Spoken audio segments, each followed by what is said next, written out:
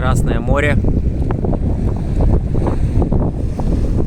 Побережье Шарм-эль-Шейха. Вот здесь находится та сторона. Там находится Сэнди Бич, песчаный пляж при отеле Experience St. George. Такое вот Красное море.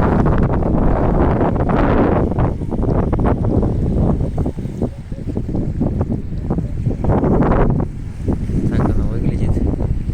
Очень красиво. Конечно, подводный мир здесь просто сказочный. Столько много рыб.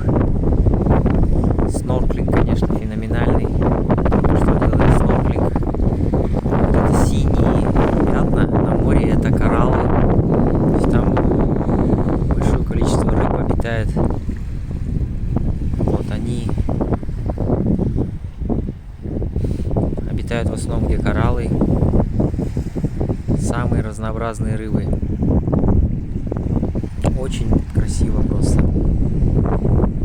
Так вот выглядит.